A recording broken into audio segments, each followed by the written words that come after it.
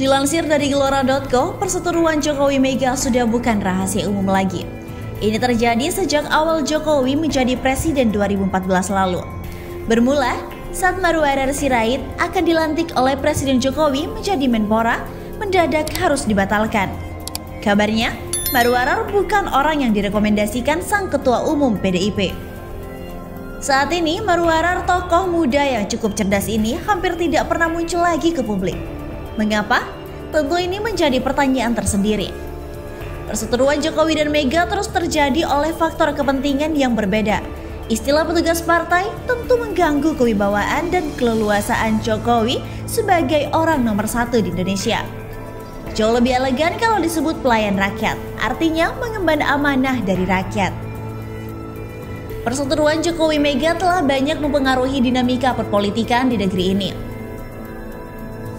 Satunya seorang presiden, satunya lagi seorang pimpinan partai pemenang dan terbesar. Otomatis ini besar pengaruhnya. Sebagai ketum PDIP, Megawati masih sangat kuat, apalagi jika pada 2024 PDIP menjadi partai pemenang lagi. Lihat survei sepertinya tidak banyak berubah, turun tapi nggak besar. Ini tantangan buat partai-partai lain untuk memilih strategi yang terukur jika ingin mengalahkan PDIP. Sementara Jokowi, 2024 akan berakhir jabatannya. Akankah Jokowi dimarwarkan oleh PDIP? Artinya tidak diberi peran saat presiden ke-7 ini pensiun. Sebagai seorang presiden saat ini, Jokowi mempunyai power. Tapi kurang lebih 2 tahun lagi, power itu tak akan lagi ada di tangannya. Karena itu, perlu menyiapkan diri saat dan setelah landing. Jika ingin tetap eksis di politik, Jokowi mesti bikin partai baru. Tentu akan diawali gejolak dengan PDIP. Ini bagian dari pilihan niscaya untuk masa depan meskipun akan mengalami perseteruan yang dahsyat dengan PDIP. Rumornya, PLC dulu disiapkan untuk Jokowi. Benarkah? Namanya juga rumor. Jika benar, bukan sesuatu yang salah juga. Alternatif lain, Jokowi bisa akuisisi partai yang sudah ada. Tentu bukan partai Islam, karena ini kurang cocok dengan background Jokowi. Presiden Joko Widodo membantah bahwa upaya Muldoko mengakuisisi Demokrat punya kaitan dengannya. Selama ini, opini publik mengarah ke sana. Mendirikan atau akuisisi partai adalah langkah yang perlu diupayakan Jokowi jika ingin tetap eksis di dunia politik. Sebab, kecil kemungkinan Jokowi bisa ambil posisi berpengaruh di PDIP selama masih di bawah kepemimpinan Megawati. Sebab di PDIP, sentral keputusan dan kekuasaan ada di ketua umum partai, kecuali jika Jokowi kelak yang akan ambil alih menjadi ketua umum PDIP. Apapun situasinya, Jokowi pasti telah memikirkan bagaimana landing ketika periodenya sudah selesai. Pertama, proses landing mesti aman. Kedua, setelah landing, punya kendaraan sebagai mainan politik. Apalagi Jokowi masih punya kader, yaitu anak dan menantunya yang saat ini menjadi wali kota. Ketiga, punya akses untuk tetap berperan dan memberi kontribusi kepada bangsa ini. Dengan begitu, Jokowi mesti menyiapkan calon penggantinya di istana. Publik menerangi bahwa Ganjar Pranowo adalah calon yang sedang disiapkan oleh Joko Widodo. Problemnya, lewat partai apa? PDIP sepertinya tidak memberikan ruang untuk Ganjar. Perseteruan Ganjar dengan Trans Soekarno bukan hal sepele. Ini sepertinya tidak saja menyangkut masalah politik, tapi juga berurusan dengan sisi emosional. Sulit. Mungkinkah Golkar? Saham Golkar bukan hanya punya Airlangga. Ada Yusuf Kala, Akbar Tanjung, dan Abu Rizal Bakri.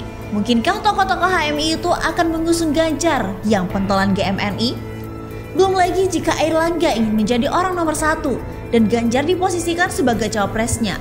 Makin gak ketemu. Nasdem, Surya Paloh sudah trauma berkoalisi dengan PDIP. Bukankah Ganjar tidak dicalonkan dari PDIP? Benar. Begini cara berpikirnya.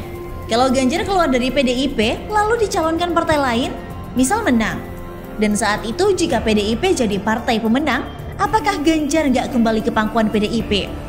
Seperti Sandiaga Uno kembali ke Gerindra setelah sebentar di PAN. Atau Haji Lulung balik ke PPP setelah hijrah ke partainya Zulkifli Hasan. Kalau Ganjar nggak balik, repot urusannya di DPR. Memang, siapa nanti yang akan menang terkait perseteruan di Partai Demokrat akan ikut menentukan dinamika politik di 2024 termasuk nasib Ganjar. Nasdem khususnya Surya Paloh tampaknya condong ke Anies. Kalkulasi politik Surya Paloh biasanya jitu. Politikus kawakan ini memiliki kemampuan untuk membaca arah kemenangan. Dalam hal ini, terbaca bahwa Surya Paloh akan ke Anies. Mungkin pertimbangannya Anies potensial untuk menang. Di mata Surya Paloh, Anies punya banyak konten sebagai syarat untuk menang di Pilpres 2024. Pola berkomunikasi, cara mengurai gagasan, hasil karya, prestasi dan banyaknya penghargaan, hubungan dan performanya di mata dunia internasional, ini semua adalah bagian dari syarat-syarat kemenangan itu. Tetap takdir ilahi yang akan bicara, kata Pak Kiai. Jika Jokowi jeli, maka pilihan mendukung Anies itu lebih rasional, terkait dengan kebutuhan Jokowi untuk landing dengan aman dan elegan. Anies orang yang pandai menghormati dan memuliakan orang lain. Perangkul itu watak yang selama ini selalu ditunjukkan oleh Anies Baswedan.